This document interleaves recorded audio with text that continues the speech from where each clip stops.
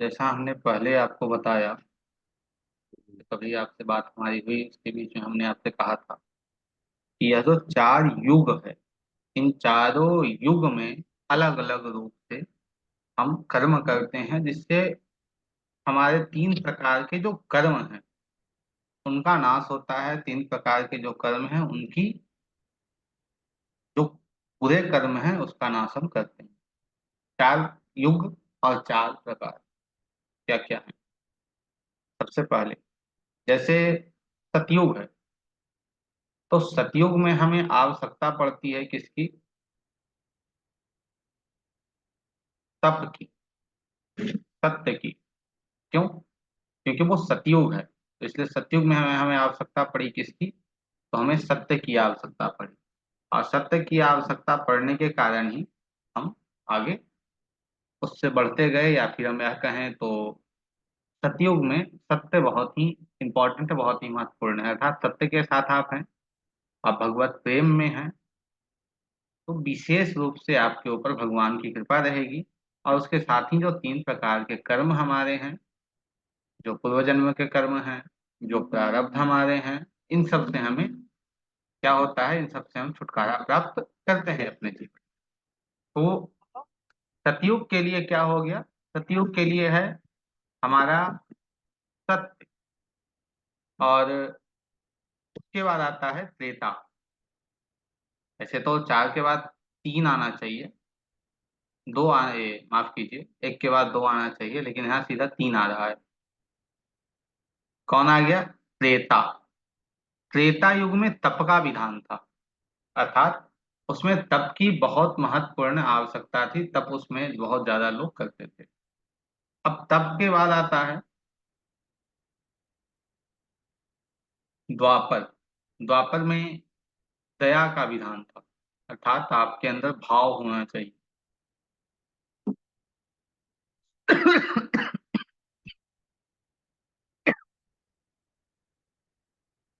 क्या होना चाहिए? आपके अंदर भाव होना चाहिए। सत्य, तप, दया, और चौथा है दान। दान बहुत ही महत्वपूर्ण कब है? तो दान बहुत ही महत्वपूर्ण होता है हमारे जीवन में, खासकर कलयुग में दान का बहुत ही ज्यादा भूमिका होता है।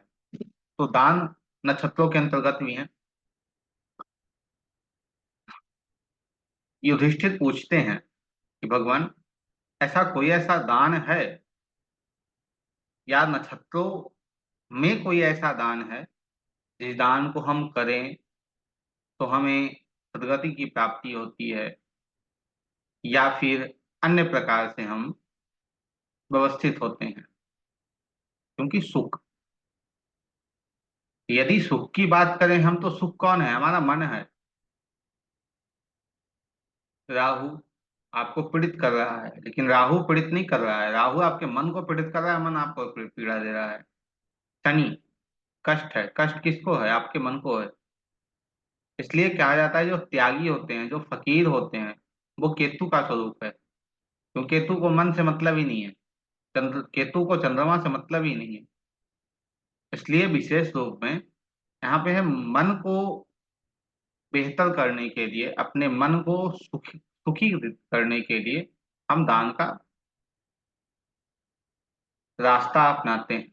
और साथ ही जो हमारा छोटा सा अनुभव रहा है अपने जीवन का, वो यह है कि सबसे बड़ा कुछ है आज कलिकाल में, कलयुग में, तो वो दान है। दान को छोड़कर दूसरा कुछ नहीं है। तो यदि आप भंडारा करते हैं, दान करते हैं, तो बहुत अच्छा है आपके लिए। युधिष्ठिर जी पूछते हैं भगवान श्री कृष्ण से। भगवान श्री कृष्ण बताते हैं कि जो नारद जी को उन्होंने बताया वही वो बताते हैं। और नारद जी फिर देवकी को बताते हैं, तो वही बताते हैं नक्षत्र का दान क्या है और कैसे है। तो सबसे पहले जैसे कृतिका है, तो कृतिका में घी और खीर से बना हुआ यदि आप भोजन का दान करें, और यदि संभव हो सके तो ब्राह्मणों को भोजन कराएं, तो यह खासकर आपके 12वें भाव को बेहतर बनाता है, व्यवस्थित करता है। 12वां भाव हानि है आपका। यदि जीवन में हानियां आ रही हैं तो उसके लिए कीजिए, वो ठीक है आपके लिए। उसके साथ ही यदि हम रोहिणी की बात करें तो रोहिणी में घी से बना हुआ कोई भी अन्न ब्राह्मणों को भोजन कराइए, या आप ब्राह्मणों में दान दीजिए, या अन्य लोगों में भी आप दान दीजिए, लेकिन कोई अन्न हो लेकिन उसमें घी मिला हुआ हो। जैसे खीर ही बना, या फिर दाल लोग बनाते हैं, दाल में भी घी डालते हैं, चावल बनाते हैं, चावल में घी डालते हैं, पुलाव बनाते हैं उसमें भी घी डालते हैं, तो घी बना हुआ अन्न लोगों में दीजिए। वह भी आपके 12वें भाव अर्थात 4, 8, 12 का ये उपाय है। चौथे भाव का, 8वें भाव का और 12वें भाव का, इन भावों के लिए ये श्रेष्ठ काम करता है। जैसे मृगशिरा है, तो मृगशिरा में दूध का दान करना चाहिए। अब दूध का दान मृगशिरा में क्यों करना चाहिए? मृगशिरा नक्षत्र किसका है? मंगल का है। तो यदि आप मृगशिरा नक्षत्र में दूध का दान करते हैं तो किसी भी प्रकार का ऋण आपके ऊपर नहीं रहता, अर्थात किसी भी प्रकार का कर्ज जो है वो आपके ऊपर नहीं रहता है।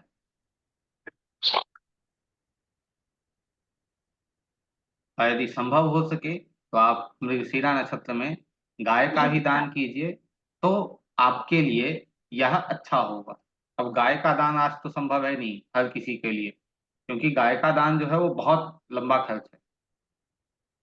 तो एक तांबे का गाय, जो जिसका थोड़ा वजन हो, माइक बंद कर लीजिए, जिसका थोड़ा वजन हो वो आप दान कर सकते हैं, वह भी आपके लिए श्रेष्ठ फल देने वाला हो।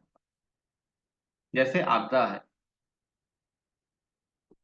आद्रा नक्षत्र में यदि तिल मिश्रित अर्थात तिल से बना हुआ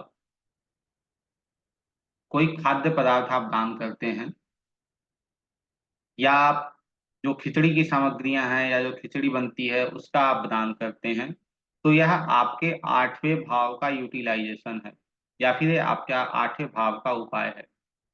अचानक परेशानियां जीवन में आ रही हैं उसका उपाय है, अचानक आपके जीवन में अन्य प्रकार के कष्ट आ रहे हैं उसका उपाय है।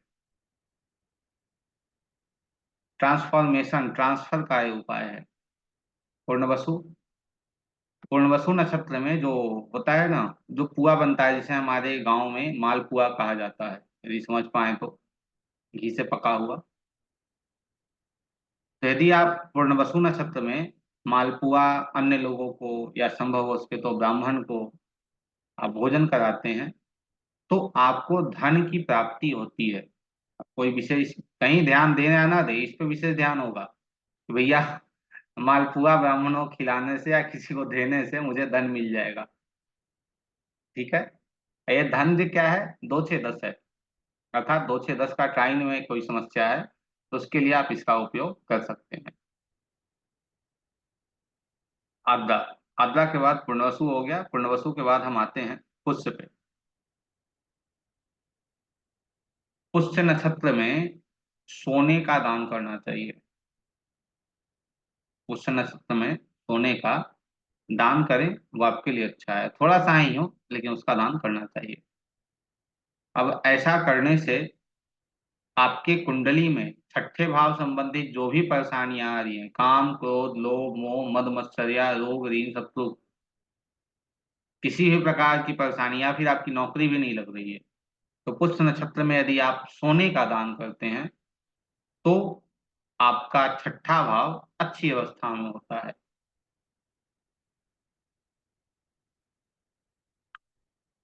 अश्लेषा,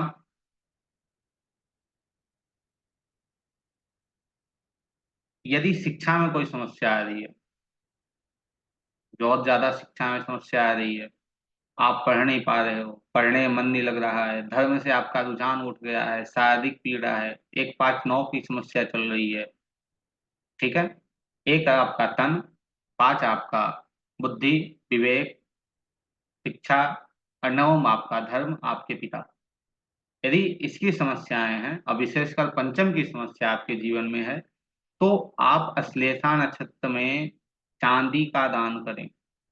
यदि चांदी का दान करते हैं तो आपके जीवन में विशेष रूप से आपके जीवन में जो समस्याएं चल रही होंगी, हम कहें तो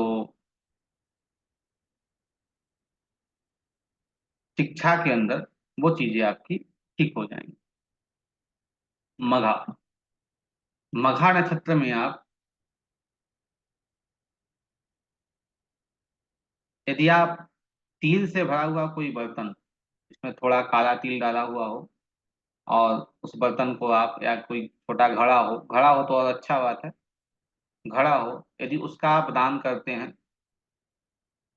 किसी मंदिर में देते हैं, तो आपको पुत्र प्राप्ति में कोई समस्या हो, या धन प्राप्ति में कोई समस्या हो, या आप वाहन लेना चाह रहे हो, वाहन आप नहीं ले पा रहे हैं, तो उसमें आपको ये हेल्प करेगा।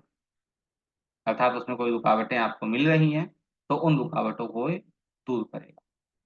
पूर्वा फाल्गुनी, पूर्वा फाल्गुनी नक्षत्र में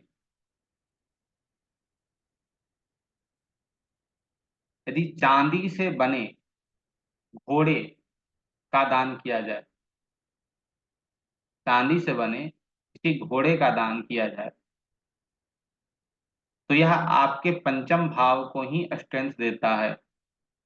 पंचम को भी देता है, द्वादश को भी देता है, सप्तम को भी देता है, और दूसरे को भी देता है। अर्थात 2, 7, 5 और 12, इन भाव संबंधित समस्या है तो एक चांदी के घोड़े को बनाकर आप दान कीजिए, आपके लिए अच्छे फल को लेकर आएगा। क्योंकि जैसे दान जो है, हम जब दान करते हैं किसी को, तो उस ग्रह से संबंधित चीजें उस व्यक्ति के पास जाती हैं। या फिर हम यह कहें कि किसी न किसी प्रकार का एक कर्ज हमारे ऊपर रहता है। हर हर प्रकार का, शिक्षा का हो, या संतान का कर्ज हो, या पिता का कर्ज हो, माता का कर्ज हो, या फिर कहीं से आपका धन का कर्ज हो, तो जब तक आप उस कर्ज को नहीं देते हैं, तब तक वो चीजें आपकी ठीक नहीं होती हैं। जैसा मुझे स्मरण है कि कालिदास के बारे में हमने कभी आप लोगों से बात की है। कालिदास को संतान की प्राप्ति नहीं हो रही थी। वो बहुत प्रयासरत थे, संतान की प्राप्ति हो जाए। उन्होंने भगवान से बहुत ज्यादा उपासना की, और उपासना करने के बाद उन्हें संतान की प्राप्ति हुई। और वो बहुत अच्छे कालिदास ज्योतिष के जानकार थे, बहुत अच्छे ऋषि रहे ज्योतिष को, उन्होंने बहुत सारी किताबें भी लिखी हैं ज्योतिष पे। तो जब उन्होंने अपने बच्चे की कुंडली बनाई तो वो बहुत रोए। क्यों रोए? क्योंकि वो उन्होंने उस कुंडली में देखा कि यह जो संतान है, यह हमसे कुछ लेने के लिए आया है। धीरे धीरे समय हुआ, बच्चा बढ़ते गया। जब बच्चा थोड़ा बड़ा हुआ तो बीमार पड़ा। बीमार पड़ा तो बहुत प्रकार से कालिदास के खर्च हुए। और जब जितना धन कालिदास से उस बच्चे को लेना था, उतना धन जब वह बच्चा कालिदास से ले लिया, फिर वो चला गया, अर्थात उसकी मृत्यु हो गई। उसकी मृत्यु हो गई तो फिर वो चिंतित हुए कि भाई संतान तो चाहिए। फिर संतान के लिए भगवान से प्रार्थना की, उनकी आराधना की, संतान की पुनः प्राप्ति हुई। और जब इस बार संतान की उन्हें प्राप्ति हुई है, तो इस संतान की कुंडली को जब उन्होंने देखा, तो फिर उससे ज्यादा रोए। क्यों रोए? क्योंकि वह तो इनसे लेने आया था, यह जो संतान है वही इन्हें देने आया है। यह जो संतान है वही इन्हें देने आया है। तो इन्होंने कहा कि भाई ऐसा हम करते हैं यूटिलाइजेशन, कि बच्चे को पढ़ने ही नहीं देते हैं। जब पढ़ेगा नहीं तो कमाएगा क्या, जब कमाएगा नहीं तो देगा क्या, जब नहीं देगा तो मरेगा नहीं। घर में ही रखे, पढ़ाई शिक्षा गुरुकुल सबसे बिल्कुल वंचित कर दिए, सब खत्म। धीरे धीरे बच्चा बड़ा हुआ, और यह ज्योतिष के जानकार थे ही। तो एक दिन राजा के घर में सभा लगी, राजा के यहाँ संतान की प्राप्ति हुई, और सभा लगी कि भाई ऐसा है कि संतान की कुंडली को सभी ज्योतिषाचार्य देखेंगे। सब लोग वहां जाने लगे। तो कालिदास भी गए, उनकी पत्नी भी गई। तो बच्चे को कैसे छोड़ दिया जाए, तो बच्चे को भी लेके चले, बच्चे को भी लेके गए। सभी ज्योतिषाचार्यों ने उस कुंडली को देखकर कहा, कालिदास जी ने भी कहा कि यह जो कुंडली है वो अच्छी नहीं है। यह जो संतान है वो राज्य और राजा को नाश करने के लिए है। राजा बहुत चिंतित हो गए, क्योंकि पहले के जमाने में ज्योतिष पढ़ाया जाता था गुरुकुल में, जिस ज्योतिष की थोड़ी बहुत शिक्षा राजा के पास भी थी, तो राजा बहुत चिंतित हो गए कि भाई ऐसा है। उसके बाद जब सभी लोग ऐसा ऐसा बता रहे थे, तो उसी के बीच में कालिदास के बेटे ने दीवार पे काल राजा के बेटे की एक कुंडली बनाई, और उस कुंडली का अध्ययन करके उसने वहां पे यह लिखा कि यह जातक जो है बहुत दीर्घायु होगा, और राजा के लिए मान सम्मान को देने वाला होगा, धन को बढ़ाने वाला होगा, राज्य की क्षेत्र को बढ़ाने वाला होगा। जब सभी ज्योतिषाचार्य वहां से जाने लगे, तो राजा भी वहां से उठ के जाने लगे, तो उन्होंने दीवार पे देखा कि ऐसा ऐसा लिखा हुआ है। तो है भाई, लिखा कौन? जानकारी मिली कालिदास के बेटे ने लिखा, तो फिर उसने कहा कि भाई इतने सारे बैठे ऐसे ही हैं और तुमने इतना कुछ लिख दिया। तो कालिदास के जो बेटे रहे वो बताते हैं कि भाई ऐसा है कि यहाँ पे अयनांश पे वो कुछ गलतियां कर रहे हैं लोग, जिस कारण ऐसी समस्या है। अब विद्वान का बेटा विद्वान ही होगा, पर डे देख रहा है पिताजी को कुंडली बनाते हुए, तो भाई ऐसा ही है। और साइंस साइंस भी कहता है कि संतान अपने पिता से 4 गुना आगे होती है, किसी भी क्षेत्र में हो। अब इस स्थिति के अंतर्गत राजा को जैसे पता चला कि भाई ये तो बहुत अलग प्रेडिक्शन किया है, इसे कुछ दिया जाए। कालिदास कहते हैं भाई कुछ नहीं दीजिए राजा जी, ऐसे ही चलेगा, कोई दिक्कत नहीं है। तो भी राजा कहते नहीं, हम बिना कुछ दिए तो जाने आपको नहीं देंगे। वो कहते हैं ठीक है भाई, मीठा तो ले लो, प्रसाद तो ले लो। और थोड़ा एक मीठा का पैकेट पकड़ा देते हैं राजा, और वो बच्चा अपनी माता के साथ घर लौट जाता है। जैसे ही वो घर लौटता है, घर के अंदर आता है, उसकी मृत्यु हो जाती है। जैसे ही पता चला कालिदास जी को कि भाई मेरे संतान की मृत्यु हो गई है, वो जाकर सबसे पहले अपनी पत्नी से पूछे क्या दिया था राजा ने। उन्होंने कहा भाई लड्डू तो दिया और कुछ दिया नहीं। जब लड्डू को तोड़ते हैं, तो दिखता है कि उसमें सोने की सिक्के या फिर असरफियां भरी पड़ी हैं। तो जितना धन उस बच्चे ने अपने पिता से पूर्व जन्म में लिया था, उतना धन कालिदास को देकर वो चला गया। तो जो कर्ज है हमारे जीवन में, वो आज ना कल हमें चुकाना हो, वो कर्म का हो या प्रारब्ध का हो, किसी प्रकार का हो। पुनः लौटते हैं, हम लोग बात किए मघा, मघा तक। उसके बाद पूर्वा फाल्गुनी भी हमने बात की। उसके बाद आगे बढ़ते हैं हम लोग उत्तरा फाल्गुनी की। उत्तरा फाल्गुनी, उत्तरा फाल्गुनी नक्षत्र में यदि सोने का दान किया जाए, तो आपके जीवन में जितनी बाधाएं हैं वह सभी दूर हो जाती हैं। बाधा किससे आती है?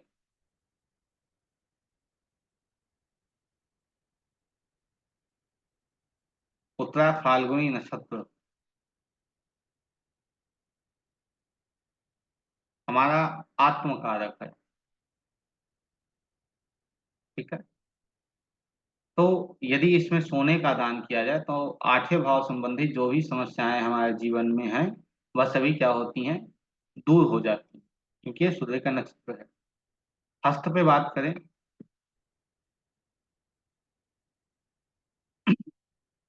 तो हस्त नक्षत्र में यदि चांदी या सोने की हाथी बनाकर उसका दान किया जाए, तो जितने प्रकार के ऐश्वर्य हमारे जीवन है वो सब प्राप्त होते हैं। हस्त नक्षत्र चंद्रमा का है। चंद्रमा दूसरे भाव में उच्च का होता है। चंद्रमा चतुर्थ भाव अर्थात सभी प्रकार के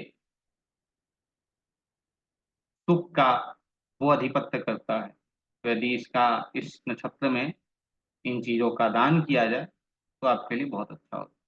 विशेषकर चतुर्थ भाव के लिए, दूसरे भाव के लिए। चित्ता नक्षत्र, चित्ता में एक तांबे का, यदि हो सके तो एक तांबे का चित्ता नक्षत्र में वृषभ अर्थात छोटा सा बैल दान करना चाहिए। या आपके 8वें भाव को मजबूत करता है, या फिर हम यह कहें 8वें भाव को बेहतर बनाता है। अब 8वां भाव अचानक आपको लाभ भी प्राप्त कराता है, और अचानक वो हानियां भी देता है। तो यदि दान करते हैं, तो हाँ, उस स्वभाव संबंधी चीजें जो है वो नष्ट हो जाएंगी, जो अच्छी चीजें हमारे जीवन में नहीं है, और वो जो अच्छी चीजें हैं वो हमारे जीवन में प्राप्त होना प्रारंभ हो जाएगी। स्वाति। स्वाति नक्षत्र के लिए आप राहु से संबंधित चीजों का दान करें, आपके लिए अच्छा रहेगा।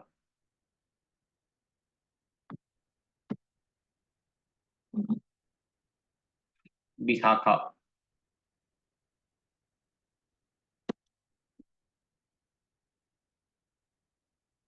विशाखा नक्षत्र में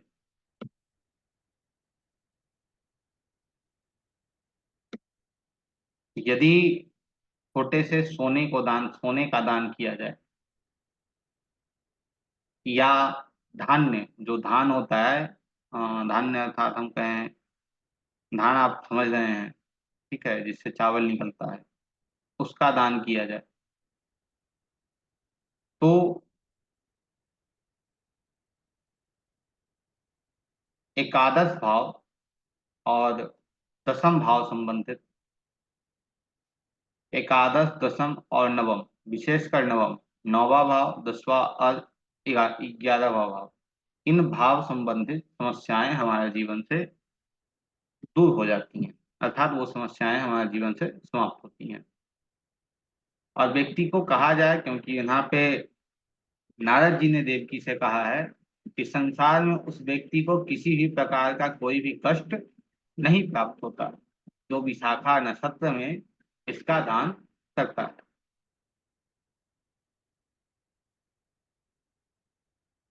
अनुराधा पे यदि हम बात करें तो अनुराधा नक्षत्र में यदि संभव हो सके तो कंबल दान करना चाहिए, या पहनने वाला कोई वस्त्र दान करना चाहिए। उससे उस व्यक्ति की आय की वृद्धि होती है, कार्य में उसको सफलता प्राप्त होती है और कार्य उसका बेहतर चलता है। ठीक है। विशेषकर ये अनुराधा नक्षत्र में कंबल का दान, या फिर कोई ऐसा वस्त्र जिसे हम ऊपर से ओढ़ सकते या हम पहन सकते हो, ऐसे वस्त्रों का दान हमें अवश्य ही करना चाहिए।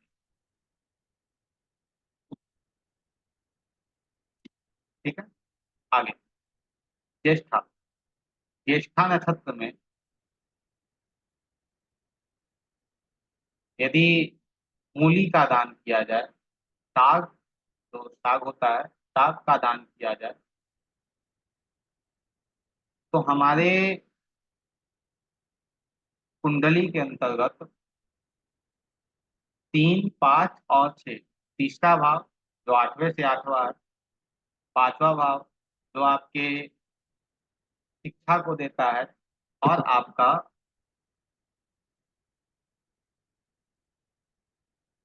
6ठा भाव जो अनेक प्रकार की समस्याएं देता है, इन सब भाव संबंधित जो समस्या आपके जीवन में, उससे आपको शांति प्रदान होती है। मूल, मूल नक्षत्र में अनेक प्रकार के दान करने चाहिए। और किसे दान करना चाहिए? अपने पितरों, अर्थात अपने पितृ के नाम पर अनेक प्रकार के फल ब्राह्मणों को देने चाहिए। उससे क्या होता है, उसके जीवन में कोई काम ऐसा हो जो रुका हुआ है, वो आगे बढ़ जाता है, वो काम उसका हो जाता है।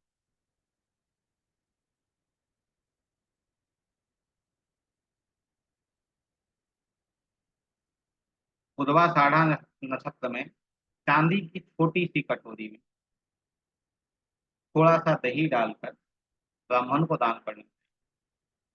उससे उस व्यक्ति को पुत्र प्राप्ति में, धन प्राप्ति में, ऐश्वर्य प्राप्ति में, जिसे हम आज गौतम के नामों से जानते हैं, इन सब में व्यक्ति को गति मिलती है, या फिर हम यह कहें तो उसे प्राप्ति होती है। उत्तराषाढ़ा नक्षत्र में घी और मधु, घी और मधु, और जो गुड़ होता है ना, वो पतला ही होता है, जमा हुआ नहीं होता है, उस गुड़ का दान करना चाहिए। यह जो उपाय है वो 3, 7, 11 के लिए, इसका भाव 7 और 11, अर्थात आपकी सभी कामनाओं की पूर्ति के लिए यह आप कार्य करता है। अभिजीत मुहूर्त में घी का दान और मधु का दान करना चाहिए, और दूध का दान करना। यह आपके 12, 4, 8, 12 इन भावों को शक्ति प्रदान करता है। श्रवण नक्षत्र में पुस्तक दान करना। पुस्तक कौन सा? आपकी कुंडली में पंचम भाव में जो ग्रह बैठे हों, उस ग्रह संबंधित आप पुस्तक दान करें।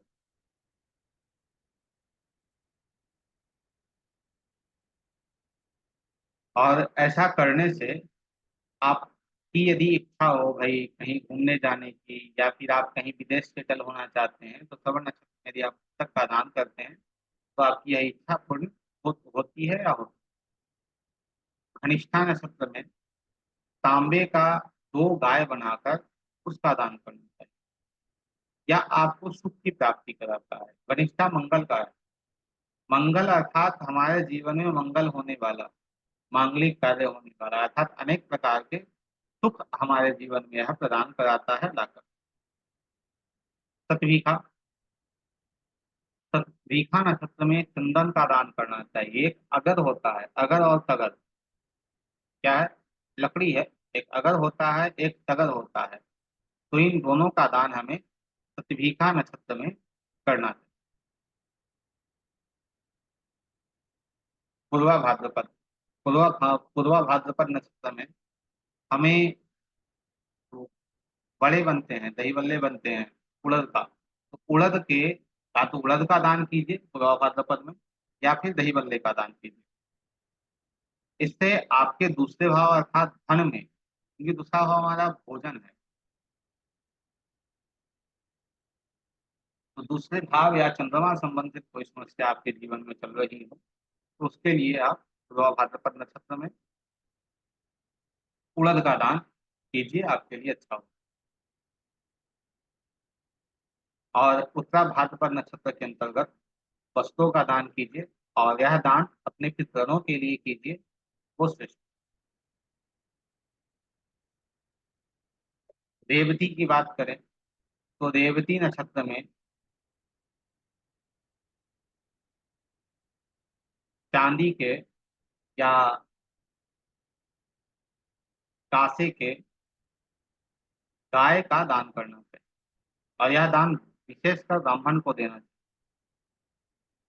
आपकी जो मनोरथ है, आपकी जो मनोकामना है, मनोकामना अर्थात आपका 11th हाउस, 11th हाउस संबंधित जो भी समस्याएं हैं, या 11th हाउस संबंधित आपको गेन नहीं प्राप्त हो रहे हैं, या जो कहा जाए, एक फिल्म था आमदनी अठन्नी खर्चा रुपया, आमदनी आपकी कम है, खर्च ज्यादा हो रहा है, तो उसके लिए भी आप इसका उपाय कर सकते हैं। अश्विनी की बात हमने नहीं की थी। अश्विनी नक्षत्र, अश्विनी नक्षत्र में यदि संभव हो सके तो आप घोड़ा, अर्थात घोड़ा जो है वो केतु का जो डिस्पोजिटर होगा, केतु का, जैसे केतु जिस राशि में बैठा हो, उस राशि से संबंधित जो ग्रह होगा, जैसे मान लीजिए मेष में बैठा है मंगल, मंगल क्या है? तांबा है। सिंह में बैठा है तो सिंह का स्वामी सूर्य, सूर्य क्या है? तांबा है। चार में बैठा है, चार का स्वामी चंद्रमा, चंद्रमा क्या है? चांदी है। नौ में बैठा है या 12 में बैठा है तो उसका स्वामी बृहस्पति, सोना है। शुक्र, चांदी है। तो उसका जो डिस्पोजिटर है, उसके ही धातु से आप अश्व का, अर्थात आप घोड़े का निर्माण करवाएं, और उस घोड़े को आप दान करें। इससे आपके जीवन में समस्त प्रकार की, या फिर हम यह कहें कि आपके दूसरे भाव संबंधित आपके कुटुंब की परेशानियां हो, या आपकी स्वयं की परेशानियां हो, जो अनेक प्रकार की आ रही हैं, क्योंकि केतु अनेक प्रकार की परेशानियों को देता है जीवन में, यह सभी परेशानियां आपके जीवन से दूर हो जाए। भरणी, भरणी नक्षत्र में तिल का दान करना चाहिए। तिल का दान, और साथ में दूध का दान हो सके, तिल और दूध दोनों का दान करना चाहिए। उससे व्यक्ति को अनेक प्रकार की यश की प्राप्ति होती है, धन की प्राप्ति है होती है। विशेषकर भगवान श्री कृष्ण ने कहा है कि उसे सदगति की प्राप्ति होती है, अर्थात मोक्ष की भी प्राप्ति होती है।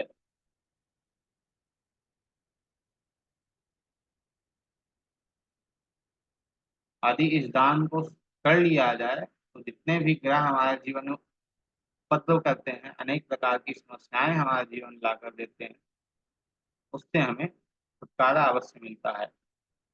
और इसमें ध्यान रहे, समय का या दिन का कोई विशेष नियम नहीं है, अर्थात दिन के लिए, समय के लिए आपको ध्यान देने की आवश्यकता नहीं है, बल्कि इसमें आपका श्रद्धा और विश्वास मुख्य है। श्रद्धा विश्वास आपका होना चाहिए।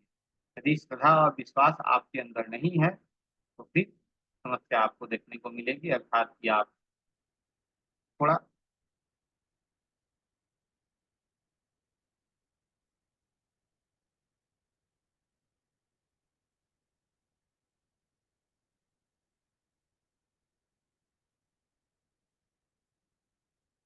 चलिए दो दो तीन उपाय और रख देते हैं, उसके बाद कभी और नक्षत्र पे चर्चा करेंगे।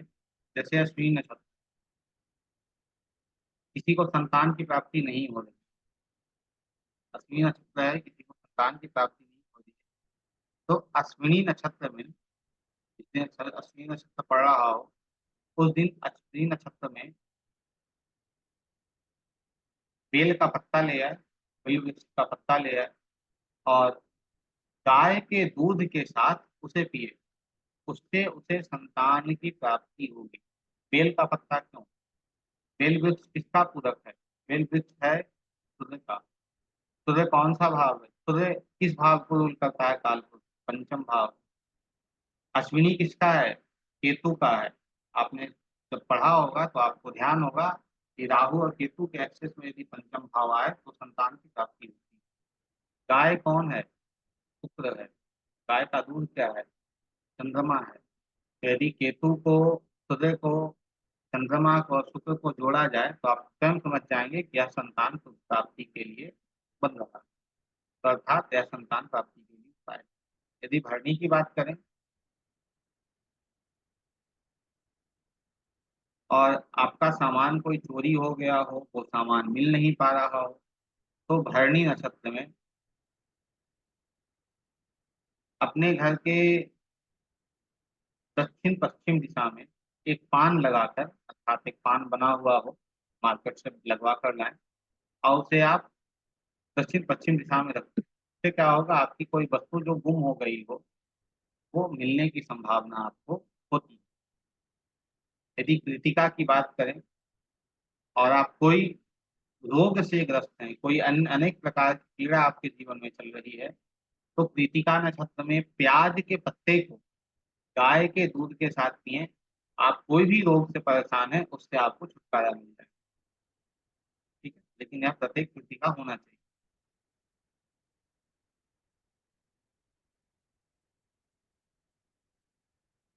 पुनः आगे जो नक्षत्र हैं तो कभी और हमारी चर्चा रहेगी कि एक ही दिन सभी को रख दिया जाए तो वो आपके ऊपर से भी निकल सकता है। ठीक है, तो आज जो है वो यहीं तक हम सीमित रखते हैं नक्षत्र को। आगे नक्षत्र